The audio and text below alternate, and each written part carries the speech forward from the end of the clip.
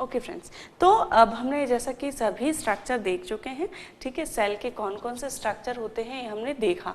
अब हम देखेंगे सेल इंक्लूजन। ठीक है, सेल इंक्लूजन क्या होता है?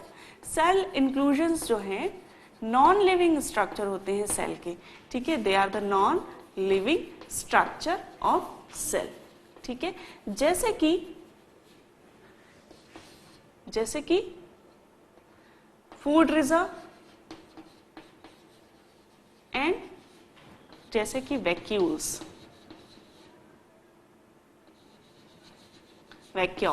ठीक है। तो फूड रिजर्व जैसे जो भी प्लांट सेल हैं या एनिमल सेल हैं, तो उनमें क्या होता है, जो फूड है वो reserve as a reserve food cell में रह सकता है, जैसे कि ग्रेन्स के फॉर्म में, ग्रेन्यूल्स के फॉर्म में और ड्रॉपलेट्स के फॉर्म में। ठीक है, तो ग्रेन्स के फॉर्म में जैसे कि स्टार्च ग्रेन के फॉर्म में, for example starch grain. Granules के फॉर्म में जैसे कि ग्लाइकोजन के ग्रेन्यूल्स होते हैं लिवर सेल में, glycogen granules in liver cell of animal. ठीक है, starch grain of tuber of potato, potatoes की जो सेल होती है ट्यूबर की, उसमें ग्रेन्स जो है स्टार्च ग्रेन होते हैं एज अ फूड रिजर्व। ठीक है, ऑयल ड्रॉपलेट्स होती हैं फैट सेल में। तो इस प्रकार इन डिफरेंट फॉर्म में सेल इंक्लूजन्स रहते हैं एज अ फूड रिजर्व। ठीक है, वैक्यूल्स जो होती हैं एक सैक लाइक स्ट्रक्चर होता है into the they are not present in prokaryotic cells,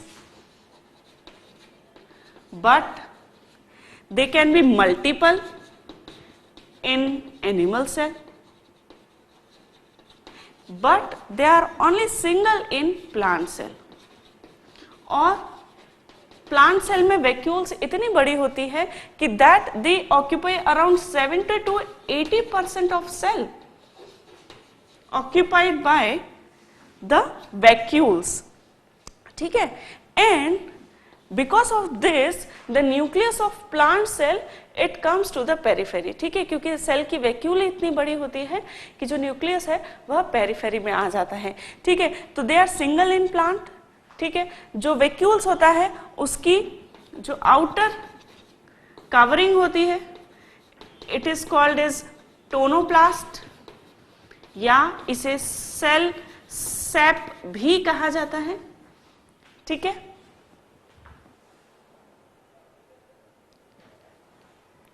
sorry not to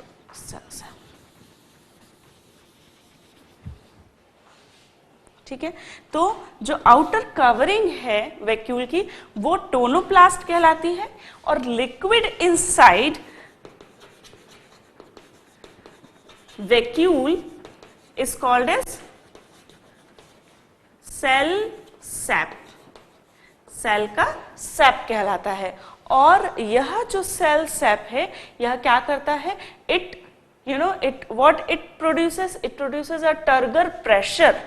ठीक है, it produces a turgor pressure outside, और इस टर्गर प्रेशर की वजह से क्या होता है, जो सेल का स्ट्रक्चर है वह मेंटेन रहता है। तो this cell sap it produces a turgor pressure outside and it contains minerals, water,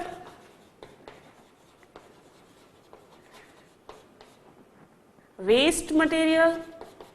ठीक है, तो यह जो है इन वैक्यूल्स में रहता है।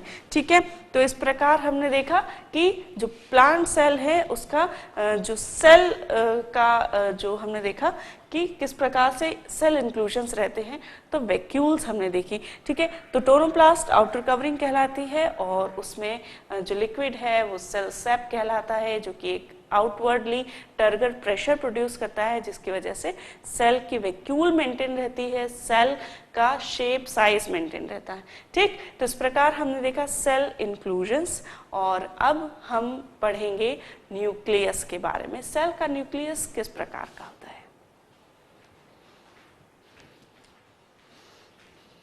ओके फ्रेंड्स, अब हम देखेंगे द न्यूक्लियस ऑफ सेल। ठीक है, तो न्यूक्लियस पोजीशन, ठीक है। न्यूक्लियस एक्चुअली जो प्रोकैरियोट्स होते हैं उनमें न्यूक्लियस जो ट्रू न्यूक्लियस होता है, ठीक है, प्रोकैरियोटिक्स में प्रिमिटिव टाइप ऑफ न्यूक्लियस होता है जिसे न्यूक्लियोइड कहते हैं, ठीक है, न्यूक्लियस नहीं कहते। लेकिन जो ट्रू न्यूक्लियस है, ठीक है, वह यूकैरियोटिक सेल्स में ही प्रेजेंट रहता है, ठीक है। तो nucleus not present in prokaryotic cell, but it is very primitive type and it is called as nucleoid. We cannot say it is absent, but it is not a true nucleus and it is called as nucleoid in prokaryotic cell, ठीक है। तो present in all the eukaryotic plant, animal सब में रहता है except mammalian RBCs and sieve tubes of tracheids, sieve tube cells, tracheids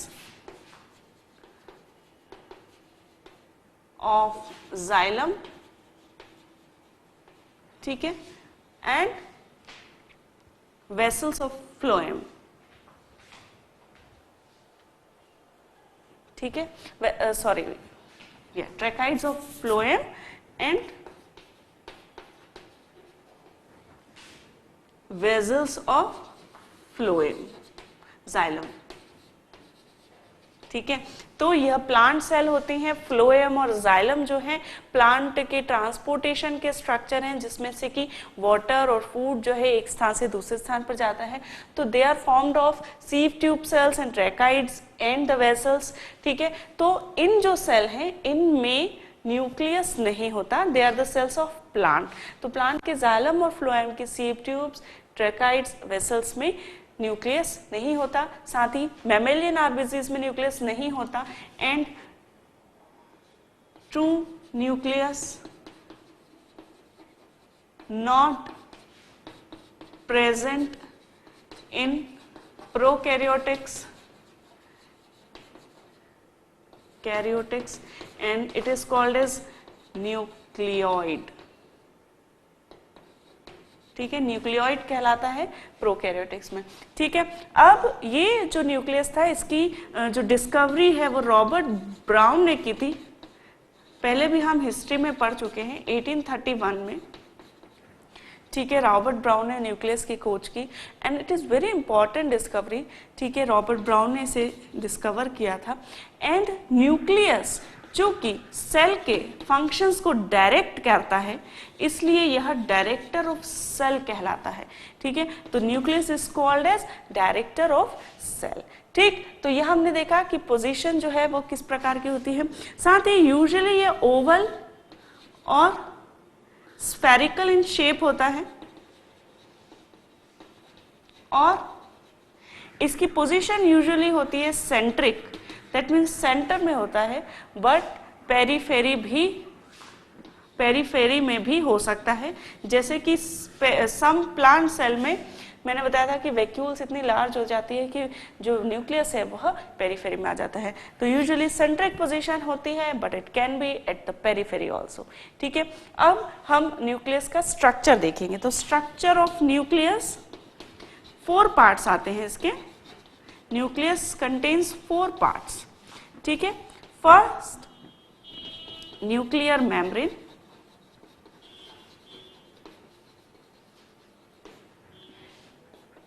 nucleoplasm, then nucleolus and nuclear chromatin,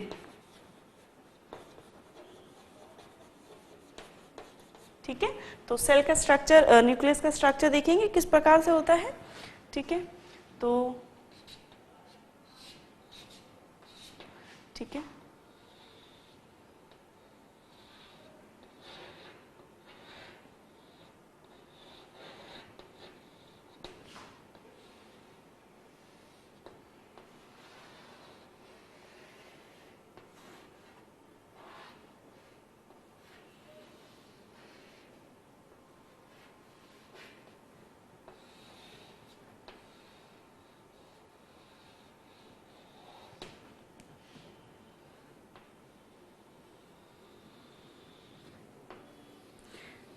सबसे पहले हम देखते हैं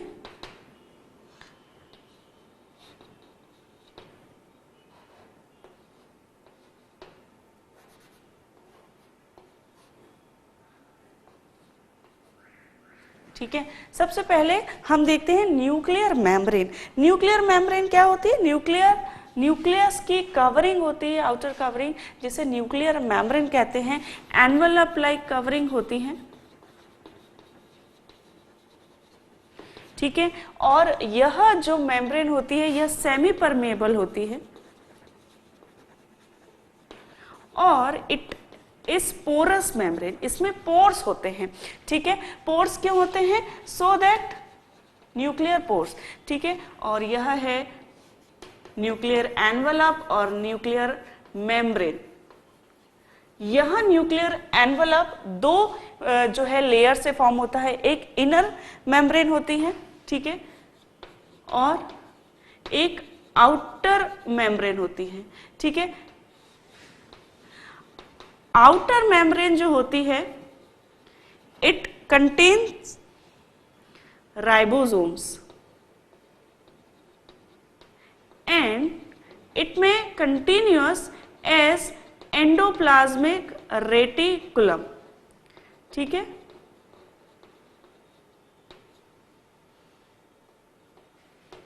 यह राइबोसोम्स है जो पिंक चौक से बना रही हूं मैं,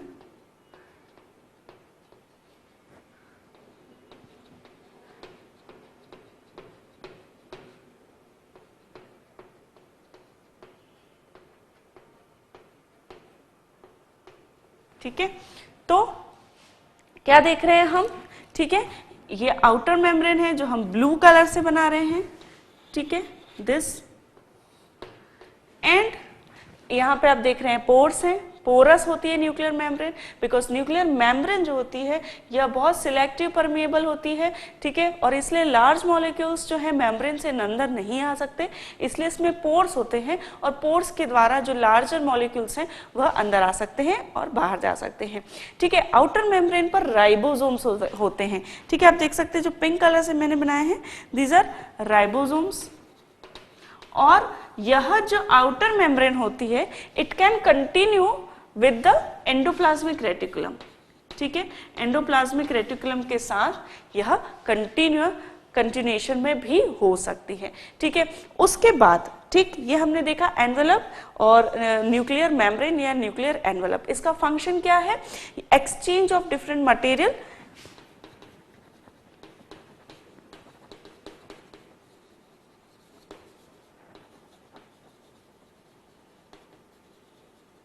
ठीक है, उसे यह अलाउ करती हैं। अब हम देखेंगे न्यूक्लियोप्लाज्म। न्यूक्लियोप्लाज्म जो लिक्विड अंदर होता है इस न्यूक्लियर मेम्ब्रेन के अंदर या न्यूक्लियस के अंदर, वह कहलाता है, तो ये कैसा होता है? सेमी लिक्विड,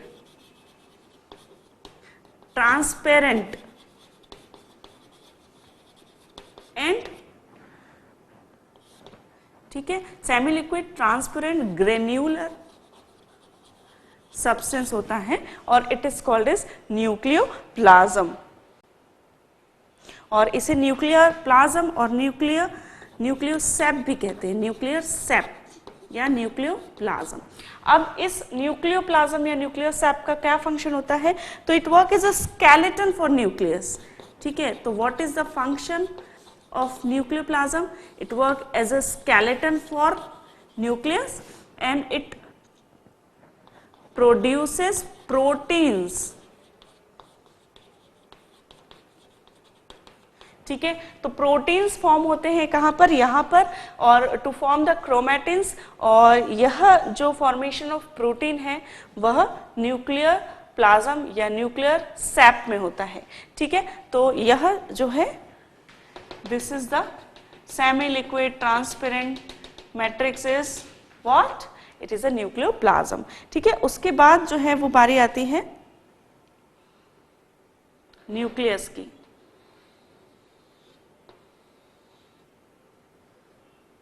ठीक है।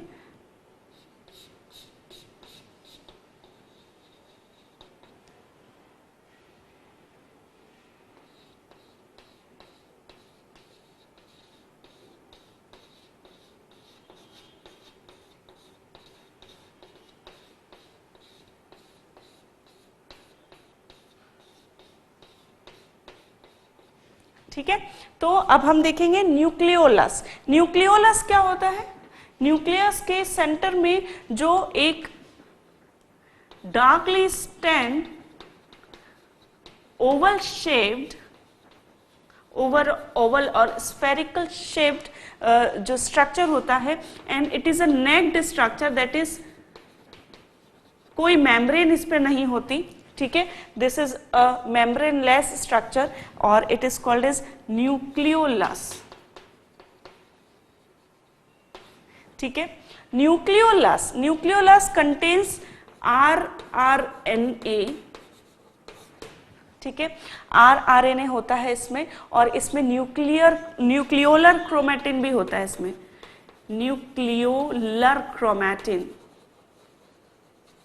ठीक है, यहां पर जो है दिस इज न्यूक्लियोलर क्रोमैटिन। जो थ्रेड लाइक स्ट्रक्चर होते हैं न्यूक्लियोलस में, they are called as nucleolar chromatin. इसमें RRNA होता है, ठीक है, और यहां पर सिंथेसिस होती है किसकी? राइबोसोम्स की, सिंथेसिस ऑफ राइबोसोम्स, ठीक है। तो इसका फंक्शन क्या हुआ? फंक्शनिंग क्या है न्यूक्लियोलस की? Synthesis of ribosomes. Ribosomes are very important for what? Protein synthesis, ठीक है।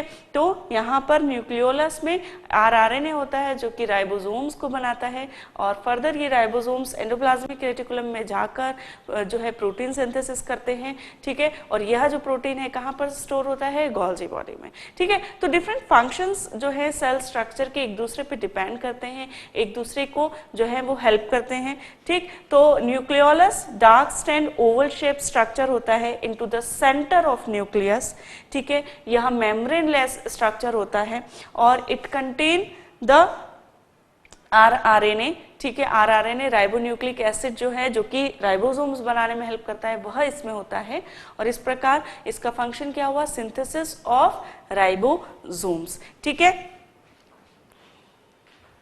ठीक है। साथ ही यहाँ पर RNA फॉर्म भी होता है और स्टोर भी होता है, ठीक है। Synthesis of RRNA and store house of RRNA, ठीक है। तो synthesis and store house of RRNA and this ultimately help into the formation of ribosomes, ठीक है। Then will see the nuclear chromatin, ठीक है। न्यूक्लियोलस के आसपास chromatin like dark stand chromatin like structure होते हैं, thread like structure, dark stand thread like structure,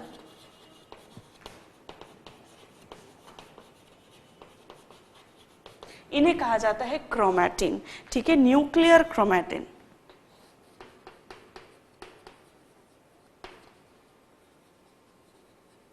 ठीक है, आप देख सकते हैं यह थ्रेड लाइक स्ट्रक्चर जो कि न्यूक्लियोलस के आसपास है, ये न्यूक्लियर क्रोमैटिन कहलाते हैं, न्यूक्लियस के क्रोमैटिन कहलाते हैं।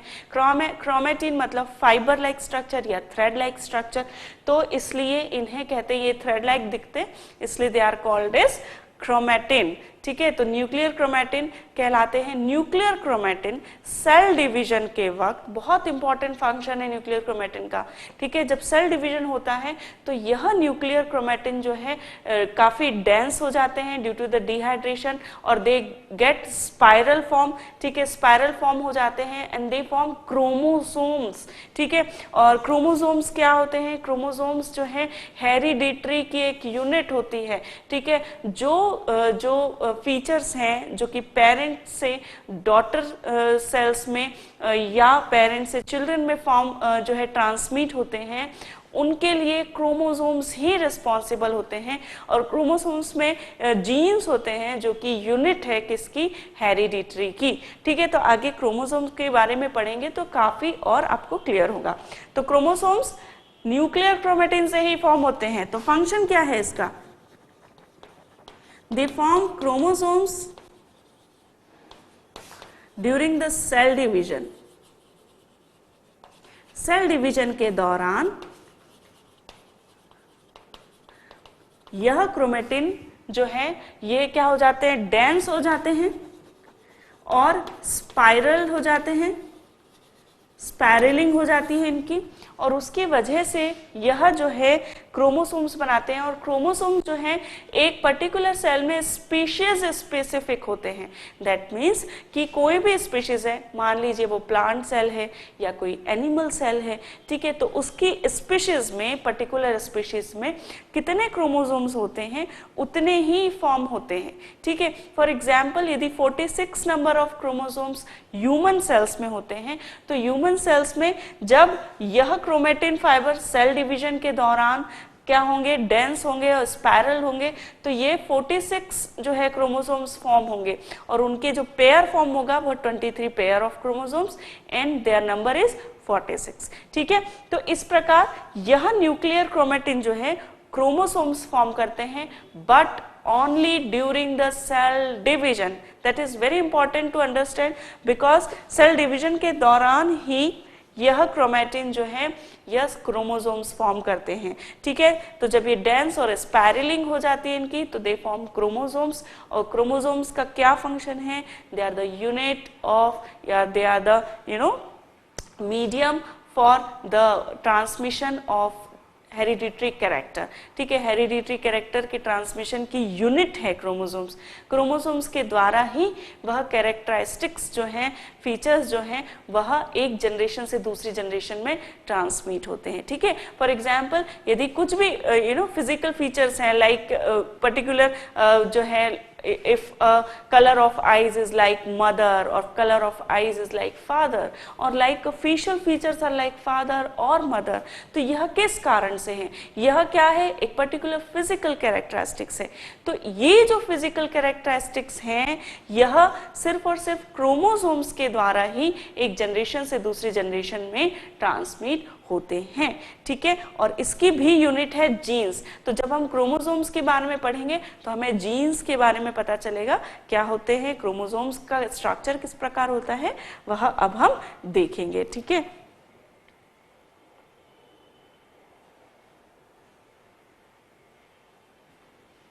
ठीक है, तो now we will see the structure of chromosomes, और क्या फंक्शन होते हैं वो हम देखते हैं।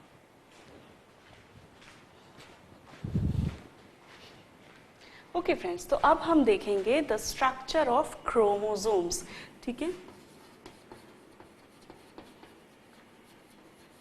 क्रोमोसोम्स क्या होते हैं, क्रोमोसोम्स जो हैं न्यूक्लियर क्रोमेटिन के द्वारा फॉर्म होते हैं ड्यूरिंग द सेल डिवीजन, ठीक है। और यह जो क्रोमोसोम्स हैं, जो डॉटर सेल्स होती हैं, उसमें इक्वली डिवाइड हो जाते हैं और स्पीशीज स्पेसिफिक होते हैं इनके नंबर, ठीक है। तो क्रोमोसोम्स जो हैं उसका स्ट्रक्चर किस प्रकार होता है, यह अब हम देखते हैं।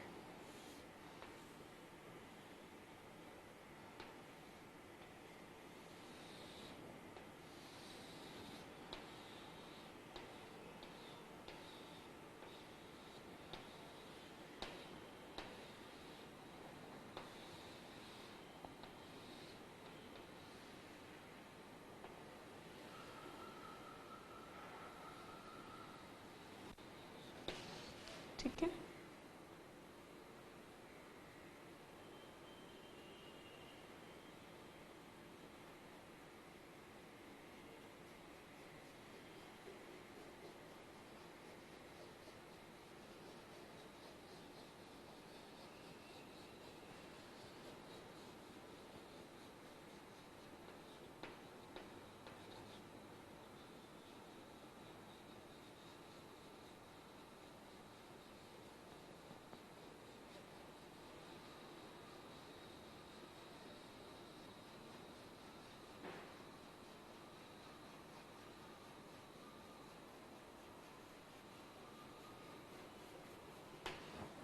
ठीक है।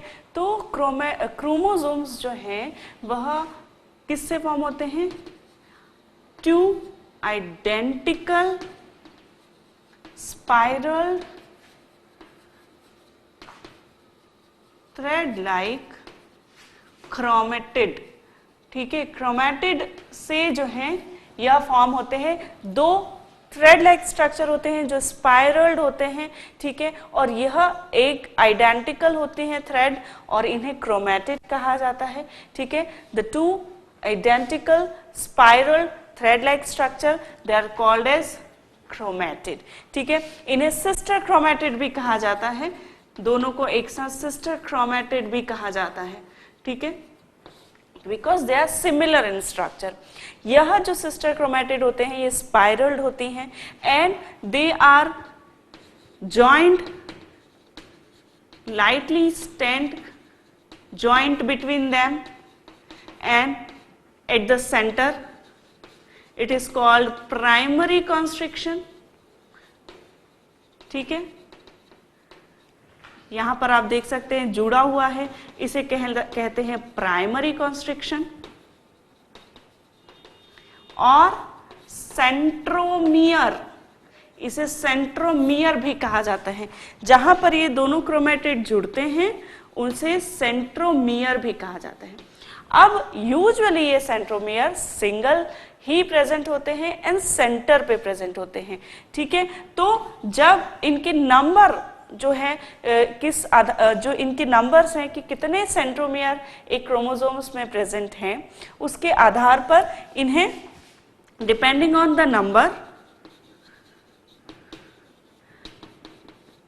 ऑफ सेंट्रोमियर क्रोमोसोम्स कितने प्रकार के हो सकते हैं। मोनोसेंट्रिक, जिसमें कि सिंगल सेंट्रोमियर हो, ठीक है, और डाइसेंट्रिक जिसमें कि 2 सेंट्रोमियर्स हो, डाई मीन्स 2, और पॉलीसेंट्रिक जिसमें कि मोर देन 1 सेंट्रोमियर हो, मोर देन 2 सेंट्रोमियर हो, तो they are called as polycentric, ठीक है। तो यहां पर, ठीक है, और जब मोर देन 1 सेंट्रोमियर होता है तो उसे सेकेंडरी सेंट्रोमियर भी कहा जाता है। जैसे यहां पर यदि हम देखेंगे तो यह कहलाएगा सेकेंडरी सेंट्रोमियर, ठीक है, सेकेंडरी सेंट्रोमियर। अब यह जो सिस्टर क्रोमैटिड हैं they are covered with a covering which is called as pellicle, ठीक है, पेलिकल कहलाएगा जो इसकी कवरिंग है, which it is called as pellicle. तो कवरिंग ऑफ क्रोमैटिड और sister chromatids called as pellicle, ठीक है। देन यह जो सेंट्रोमियर है हमने देखा कि उसकी नंबर कितने हैं, depending upon that centromere monocentric chromosomes जो हैं वह मोनोसेंट्रिक, डाइसेंट्रिक या पॉलीसेंट्रिक हो सकता है, but depending upon their position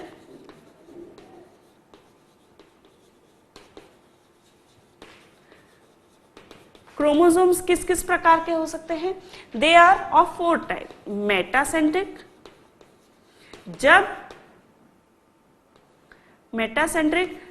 जब सेंट्रोमियर सेंटर में हो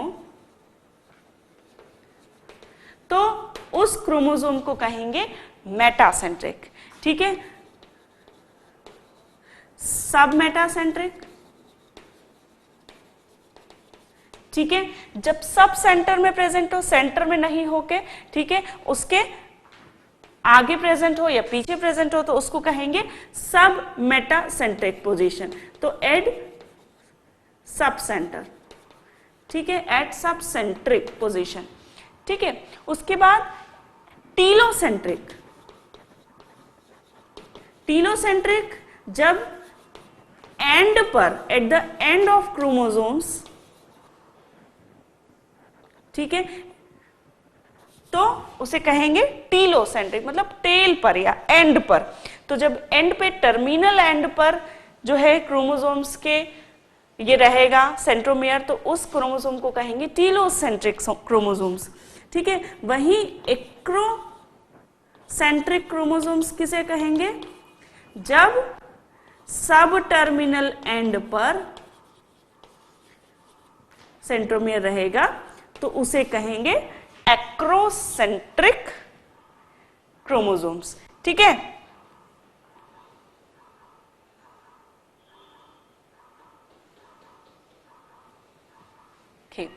नाउ यह जैसा कि मैंने बताया कि जब मोर देन वन सेंट्रोमियर्स रहते हैं तो उन्हें सेकेंडरी सेंट्रोमियर कहेंगे, ठीक है। तो यहां पर this and this one is what, secondary centromere. और सेकेंडरी सेंट्रोमियर से लेकर जो टर्मिनल एंड का पार्ट होता है वह कहलाता है सैटेलाइट, ठीक है। और ऐसे क्रोमोसोम्स जिनमें कि सैटेलाइट प्रेजेंट होता है, क्योंकि मैंने बताया कि यूजुअली जो सेंट्रोमियर है वह प्राइमरी कॉन्स्ट्रिक्शन सिंगल ही होता है, ठीक है, मोनोसेंट्रिक होते हैं क्रोमोसोम्स, लेकिन सम केसेस में डाइसेंट्रिक या पॉलीसेंट्रिक भी हो सकते हैं। तो इन दैट केस जब सैटेलाइट जो है वो हो क्रोमोसोम्स में, तो ऐसे क्रोमोसोम्स जो है सैट क्रोमोसोम्स कहलाते हैं, ठीक है। तो chromosomes with satellite will be called as set chromosomes, ठीक है, सेट क्रोमोसोम्स कहेंगे ऐसे क्रोमोसोम्स को, ठीक। तो यह हमने स्ट्रक्चर देखा। अब केमिकली यह जो क्रोमेटिड है यह किससे फॉर्म होती है, डीएनए मॉलिक्यूल से और प्रोटीन से, जो कि यूजुअली होता है हिस्टोन। तो chromatid are formed of, chemically जो क्रोमेटिड्स हैं वह डीएनए एंड प्रोटीन की बनी हुई होती हैं, ठीक है। तो यह जो क्रोमेटिड्स हैं डीएनए और प्रोटीन की बने होते हैं, और पर्टिकुलर पार्ट्स जो हैं डीएनए का प्रोटीन के साथ एक कोडॉन बनाता है for the synthesis of specific protein, और उसे कहते हैं जीन्स, ठीक है। तो समझ रहे हैं आप कि पर्टिकुलर जो पार्ट होगा जो कि एक कोड होगा for the production of some specific protein, तो उसे कहा जाएगा जीन्स। तो genes are what, DNA and protein in the chromosomes, ठीक है। तो हमने देखा कि एक्चुअली में क्या होता है, यह जो डीएनए और प्रोटीन है, डीएनए के साथ हिस्टोन्स रहता है यूजुअली, तो यह जो एक पर्टिकुलर जो पार्ट होता है यह किसके प्रोडक्शन के लिए, प्रोटीन के प्रोडक्शन के लिए यह डायरेक्ट करता है सेल्स को, ठीक है। तो जब वो प्रोटीन सिंथेसिस होंगे स्पेसिफिक टाइप के, तो वह एक स्पेसिफिक फीचर प्रोड्यूस करेंगे, और इसीलिए जो डीएनए है उसे, जो जीन्स या डीएनए जो है उसे क्या कहा जाता है, उसे हेरिडिटरी की फंक्शनल यूनिट कहा जाता है, ठीक है। तो what is the function of DNA और जीन्स, डीएनए क्या फंक्शन है, तो it is the functional unit of heredity,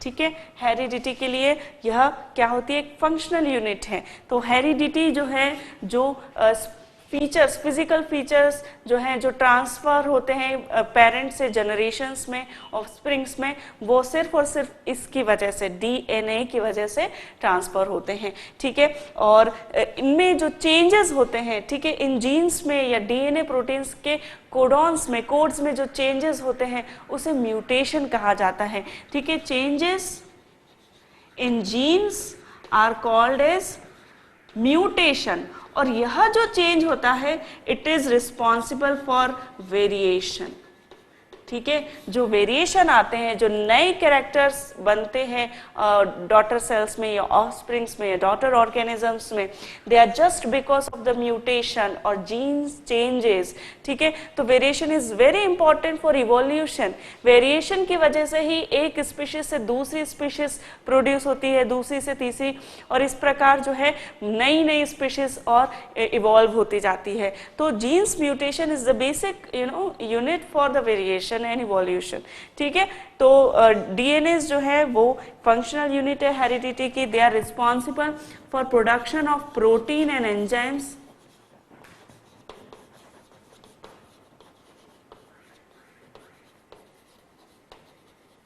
ठीक है। एंजाइम्स, डिफरेंट एंजाइम्स और प्रोटीन्स का फॉर्मेशन होता है क्रोमोसोम्स की वजह से ही, ठीक है। तो